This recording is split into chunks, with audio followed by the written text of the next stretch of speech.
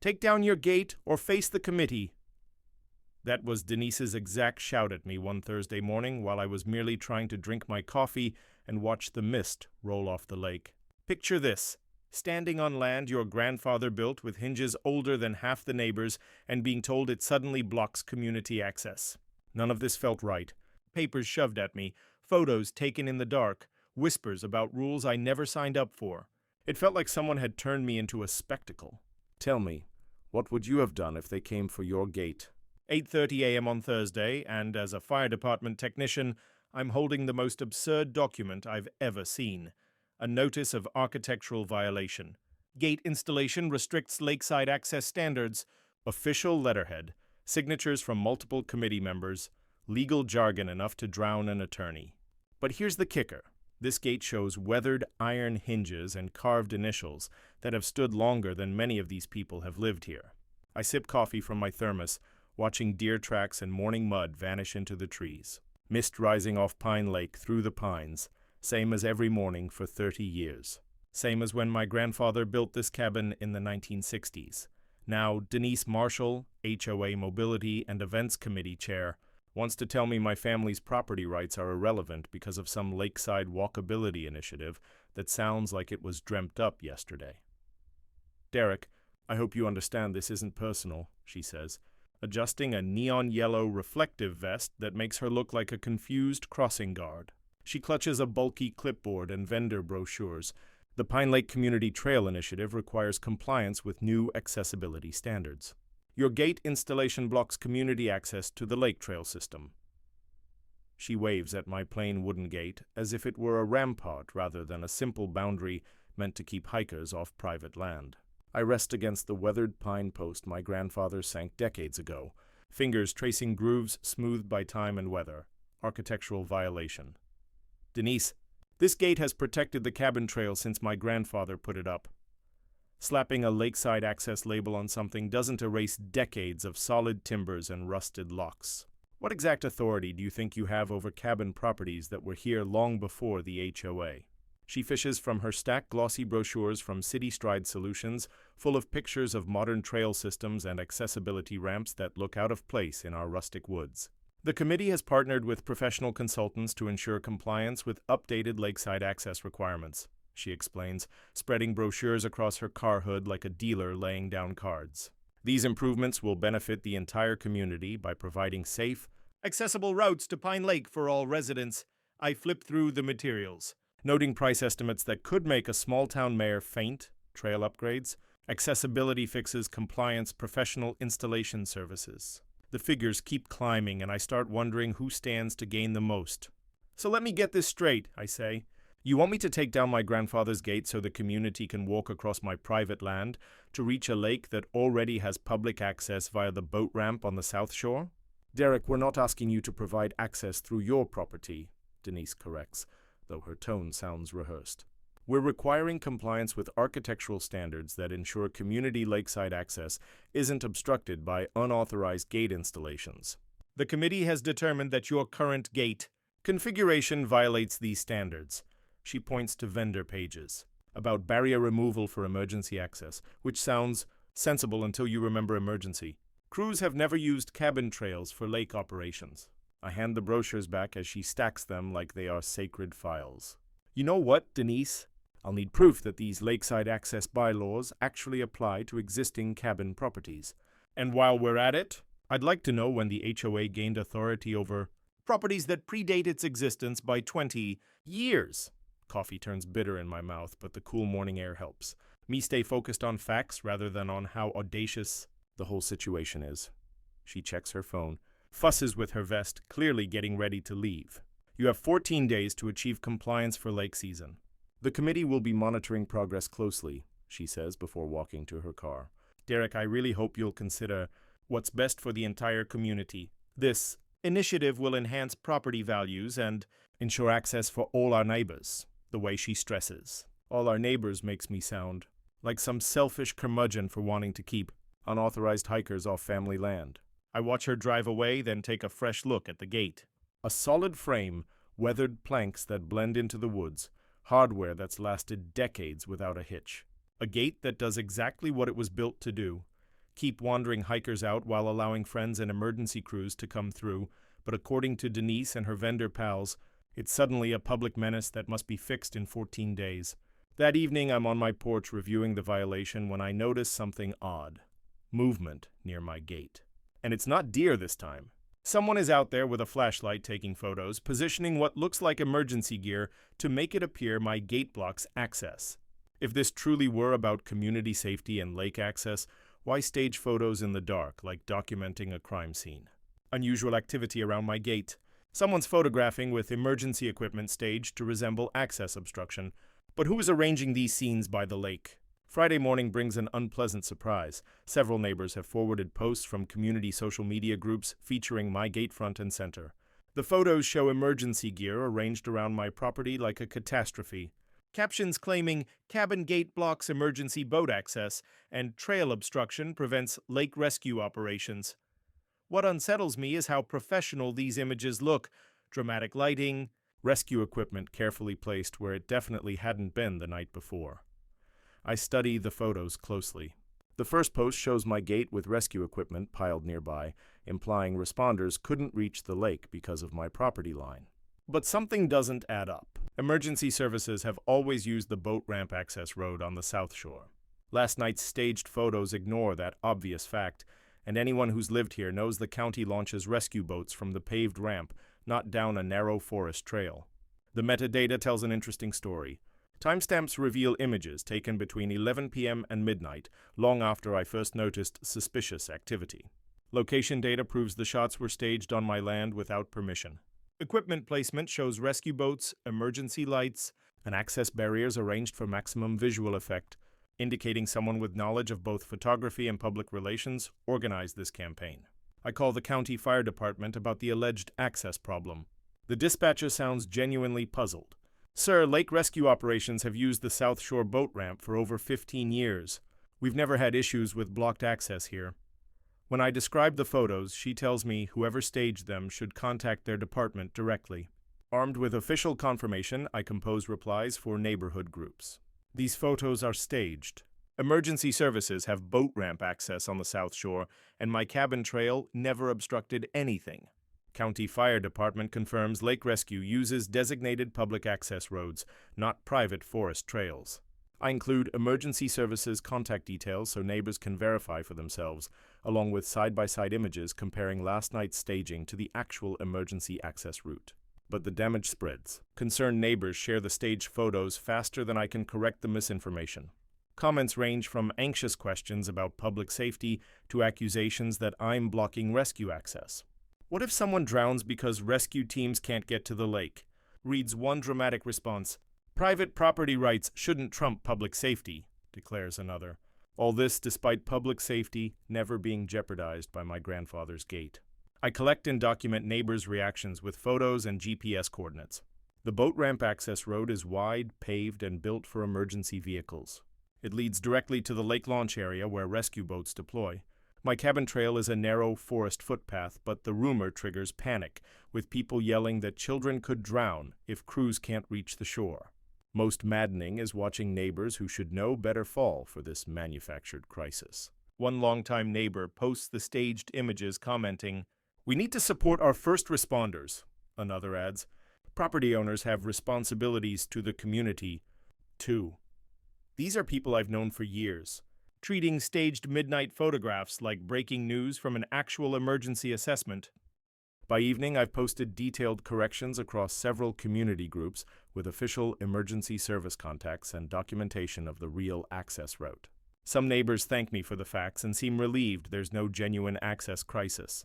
Others cling to the narrative that my gate is a community safety threat and ignore contradicting evidence. What worries me most is how quickly this misinformation campaign mobilized public opinion against my property rights. That night, my phone buzzes with a message from an unknown number.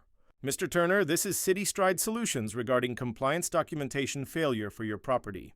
Our consultant needs to schedule urgent review for architectural conformity. Please respond within 24 hours to avoid escalation. The timing feels suspect, arriving right after the staged emergency photos and social media blitz. Someone is running a multi-front operation to pressure compliance using increasingly official-sounding tactics." Vendor City Stride sends an urgent note about compliance documentation failure, mentioning a required consultant review and implying professional intimidation may follow. Monday afternoon brings the visit I'd been dreading. A man in a button-down shirt and khakis stands on my porch with a clipboard, introducing himself as the certified cabin restoration specialist from City Stride Solutions. He carries the confident air of someone accustomed to intimidating homeowners with technical jargon and formal paperwork, but something about him seems rehearsed rather than genuinely professional. Mr. Turner, I'm here to perform the mandatory architectural assessment for Pine Lake Historic District compliance, he announces, spreading papers across my porch table. Your gate installation violates historic preservation standards, and we need to discuss immediate remediation to avoid non-conforming structure penalties. The way he stresses penalties makes this feel less like a consultation and more like a sentencing, with outcomes already decided. I inspect his credentials while he lays out materials. The license appears official at first glance, but the issue date is oddly recent for someone claiming long experience in historic cabin restoration. Historic district? I wasn't aware my cabin was under any historic designation. My grandfather built this in the 1960s, well before any preservation requirements existed. He produces a comprehensive report on historic compliance requirements for Pine Lake properties, dense regulatory language, citations of architectural preservation standards, and penalties for non-compliance, including forced removal and hefty fines. He insists the designation was implemented recently to protect the lake community's historic character, avoiding eye contact as my phone records. But here's what troubles me. Historic preservation normally protects existing structures, not removes them for modern accessibility upgrades. My grandfather's gate is an authentic 1960s cabin element that a legitimate historic designation should preserve. So you're telling me my authentic 1960s gate violates historic standards, but modern trail systems don't? I say. I excuse myself, ostensibly to get coffee, but really to verify his credentials with the state licensing board. 20 minutes later, I have my answer. His license expired 3 years ago. There's no record of recent renewal. More revealingly, financial records show substantial recent payments from City Stride Solutions to this particular consultant for homeowner compliance projects.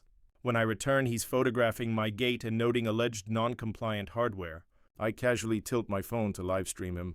His responses reveal surface-level knowledge that might fool casual observers, but lack technical depth. His recommendations align perfectly with City Stride's vendor services rather than true preservation principles. Viewers comment with laughing emojis. You know what's interesting about historic preservation? I ask, settling back with renewed confidence. Authentic structures should be preserved, not torn down for modern upgrades. I display original construction photos from my grandfather's files, building permits and county approvals from the 1960s, holding them up to the live stream so neighbors can see. His demeanor shifts immediately. The confident authority evaporates into awkward shifting and cautious word choices that hint he's operating beyond his expertise. Well, historic preservation requirements can be complex, and sometimes original structures need modification to meet current compliance standards, he offers. The tone reads more like retreat than a professional assessment. I produce research from the County Historical Society. Official documents confirm there is no Pine Lake Historic District requiring architectural reviews. Any legitimate historic designation would protect existing features like my grandfather's gate instead of demanding their removal for modern improvements. Funny thing about this historic district you mentioned, the county has no record of any such designation. Now he's packing with obvious haste, clearly uneasy about where the conversation is headed. Mr. Turner, I'll need to consult with my supervisors about specific compliance requirements for your property. Expect follow-up communication about next steps, he adds, sounding like a scripted warning. I strongly recommend cooperation with the compliance review process to avoid escalation to more serious enforcement measures. That evening, I'm surrounded by proof that the consultation was fraudulent. Expired credentials, a non-existent historic district, and financial links between the consultant and a vendor pushing costly compliance services. The pattern is becoming clear. First came the architectural violation notice misrepresenting HOA authority, then staged photography and a social media pressure campaign. Now professional intimidation using bogus credentials. Officer Lewis reviews the fake consultant paperwork. Derek, you've uncovered professional fraud here, but be ready. They'll likely try to manipulate committee processes next. Wednesday morning brings an email that sours my coffee. Joint Committee Action. Comprehensive Property Review for Pine Lake Community Standards. 3 separate HOA committees are coordinating efforts to address non-compliant cabin properties and lakeside access obstruction. What strikes me is how this escalated from a single architectural complaint to a community-wide initiative involving multiple governing bodies, as if my grandfather's gate triggered a crisis that required unprecedented committee cooperation. The Landscaping Committee, the Lake Management Committee, and the Mobility and Events Committee have all been holding coordinated meetings, supposedly to align on enforcement rules for grandfathered property compliance. As I comb through the minutes, I notice emergency votes called with almost no notice and quorum requirements that seem highly questionable. What's even stranger is that all 3 committees, despite being independent, arrived at the exact same conclusions: that urgent access upgrades and vendor partnerships were necessary. Curious about this lockstep behavior, I attend the next Landscaping Committee meeting. Denise sits at the head of the table, though she isn't even a member, steering the discussion toward architectural compliance. She uses my gate as an example of how individual property choices can affect the broader look of the community. But here's what troubles me most. Each committee is supposed to deliberate separately, yet they're echoing one another's findings and recommending the same vendors. The Landscaping Committee claims it's about maintaining consistent visual standards. The Lake Management Committee says property boundaries are interfering with waterfront planning. The Mobility and Events Committee argues existing structures block circulation improvements. When public comment opens, I calmly present the facts, placing a small recorder on the table. I remind them that none of these committees actually have jurisdiction over properties like mine. Coordinated action doesn't magically create new legal authority. Several members glance uneasily at the recorder, realizing the meeting is being documented as they hear information they were clearly never told before. Afterward, I speak with members individually. Most admit that Denise handed them glossy brochures and urgent talking points, no actual legal documentation. She told them the HOA committees had broad authority to uphold community standards. One member confides, "That's when I realized the core deception. We've been fed PR spin instead of legal facts, thinking we were protecting neighbors, when in reality our votes had no enforceable basis." On Thursday, I dig into the official committee procedures and uncover serious violations of HOA bylaws. Emergency votes were conducted without proper notice. Quorum rules were ignored whenever attendance fell short. Most damning, committees were coordinating behind the board's back, creating the illusion of broad HOA backing for measures far beyond their authority. The turning point comes when I track down what's supposed to be the board's authorization for this coordination. But the signatures are missing. Denise has been staging fake minutes, waving around documents at meetings to give the appearance of legitimacy while operating completely outside proper procedure. By Friday, the situation escalates. An email announces a comprehensive property review board meeting scheduled for the following Tuesday, where all committee chairs will present their findings for ratification.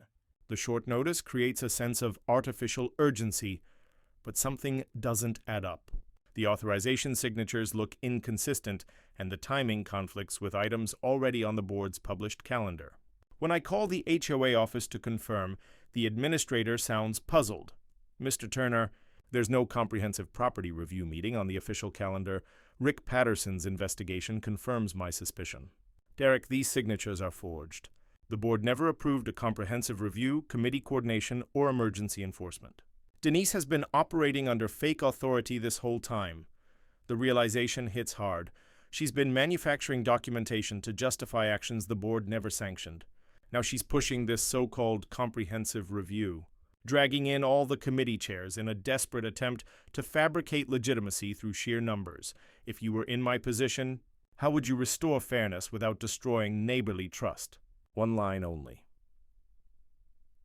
By Saturday morning, I'm walking the forest trails between cabins, carrying documents that could reshape everything for our small community. I decide not to waste energy fighting fabricated authority point by point. Instead, I'll focus on what truly matters, helping my neighbors understand that grandfathered protections safeguard everyone's property rights, not just mine. The crisp air smells of pine and lake water, a reminder of why we all chose this remote place where family roots and property independence still hold value. My first stop is an old cabin where a couple has lived since the early 70s. I lay out the documents on their kitchen table. I thought you should see how these protections apply to your cabin as well, I explain. The conversation is eye-opening. Tom and Linda had assumed joining the HOA meant surrendering unlimited control over their cabin changes. Derek, we never knew our original construction rights were shielded from retroactive enforcement, Linda says, wiping her eyes. Denise had made it sound as if all owners were equally bound to the same rules, no matter when they built. By noon, I visited 6 households and the pattern is clear. Neighbors who appeared to support strict enforcement were really just uninformed about their rights. Mrs. Abbott feared losing her beloved garden. The Johnsons thought protections only applied to the cabins, not property boundaries. Each conversation exposes how misinformation has fueled anxiety and warped community.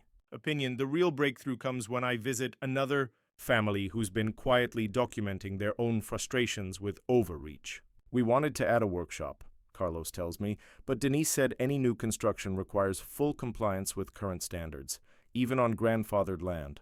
She claimed the board had authorized this. Right then, Rick calls with a revelation that changes everything. Derek, I've been analyzing those signatures. They're forgeries, but it's bigger than we thought. Denise has been using fabricated authority for months, not just for your gate. Multiple enforcement actions, vendor deals, and committee coordination were unauthorized from the start. The scope is staggering. This isn't a personal dispute anymore. It affects the entire community's governance.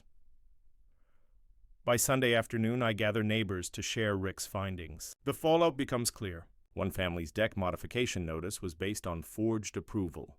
Another was pressured into tree removals under fabricated emergency authority. Even committee members are stunned to learn they had been voting on measures beyond their legal power, unknowingly caught up in procedural fraud. This was never just about my gate.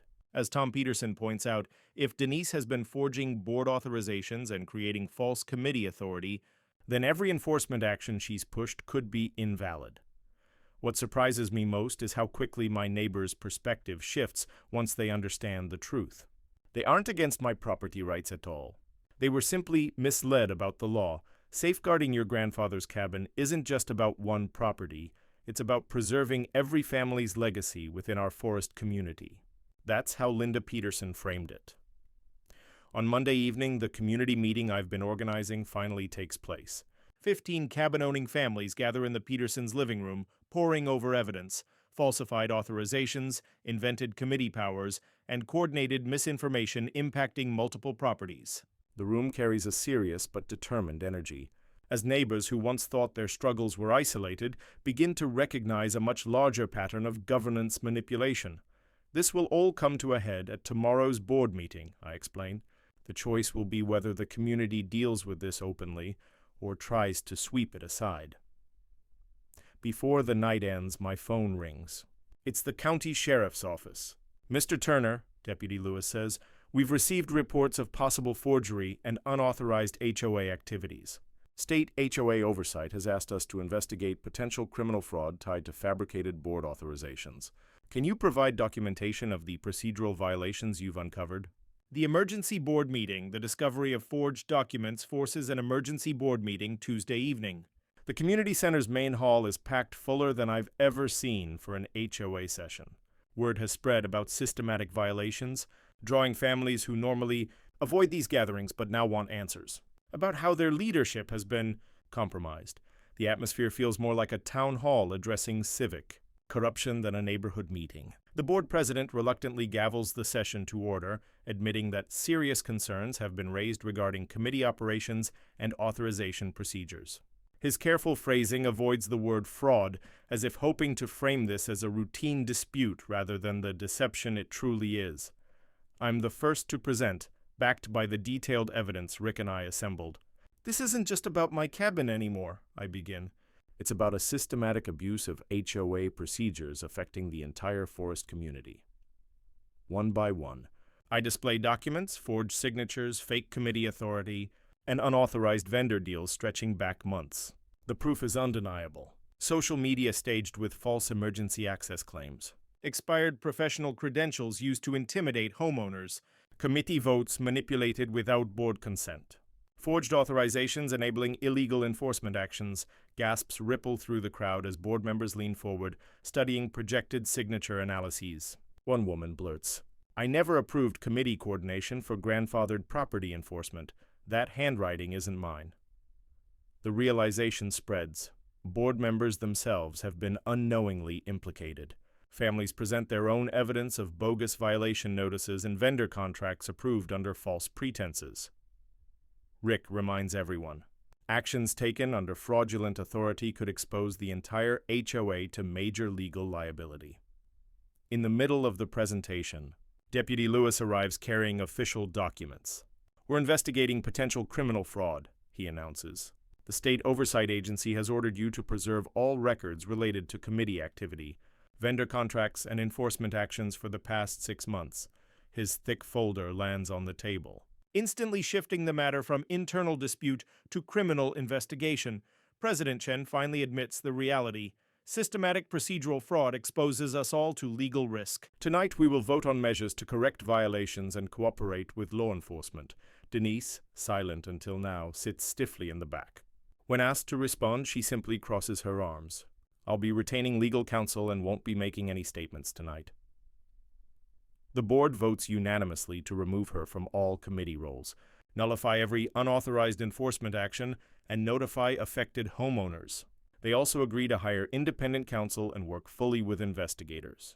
Real accountability has at last been engaged. A week later, I stand by my grandfather's gate as county inspectors fasten a heritage protection plaque to the post. Mist rises off Pine Lake as it has for decades, but the moment feels different. Final. What began as a property dispute has become a landmark victory for honest governance and the preservation of community heritage.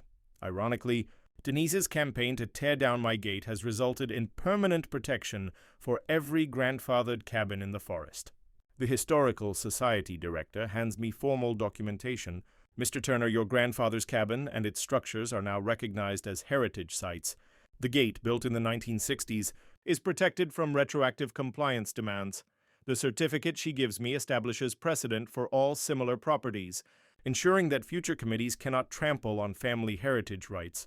The state HOA oversight coordinator follows with news of sweeping reforms, verified signatures required for all enforcement actions, board-level approval for committee coordination, and mandatory education about grandfathered property protections. Deputy Lewis delivers the final update. Denise Marshall has been charged with multiple counts of forgery, document fraud, and conspiracy to commit governance fraud. She must also pay for legal notifications to homeowners and complete extensive community service tied to HOA governance education. The charges make clear, systematic deception carries real criminal consequences. The most rewarding outcome is how our community has rallied. Families once pressured by fabricated enforcement are now shielded by the same protections that secure my grandfather's cabin. Committee members who unknowingly enabled the fraud have received proper training to prevent future manipulation. What started as an attack on Derek's gate, one longtime neighbor says at our weekly coffee gathering, has become protection for everyone's heritage rights. My gate has been upgraded to maintain its 1960s character while now serving as an educational site. Signage explains grandfathered property protections, reminding hikers and neighbors alike to respect both private land and authentic history. The gate Denise sought to remove now stands as a symbol of heritage preservation and legitimate property rights. Environmental Services has confirmed the old cabin trails remain grandfathered, exempt from modern environmental restrictions. Ironically, every tactic Denise used, fraudulent consultants, staged emergency claims, manipulated social media, backfired, instead cementing protections for authentic cabins and property rights. Autumn sunlight filters through the forest canopy as the lake reflects golden leaves. 20 cabin families gather for Pine Lake Heritage Day, celebrating both history and the new legal protections that will guard their properties for generations. Children learn how their grandparents built these cabins. Adults appreciate the legal framework that now defends them. My grandfather's gate serves as the centerpiece, flanked by displays explaining heritage construction and property protections. I tell the crowd, this gate represents what matters most to our community: respect for family heritage, defense of property rights, and authentic forest living that ties us to the land and to our past. As the sun sets and deer step out of the trees to drink at the lake's edge, I let out a breath I hadn't realized I was holding. The gate still stands. So do we, stronger, wiser, and a little more cautious of anyone who waves paperwork like a weapon.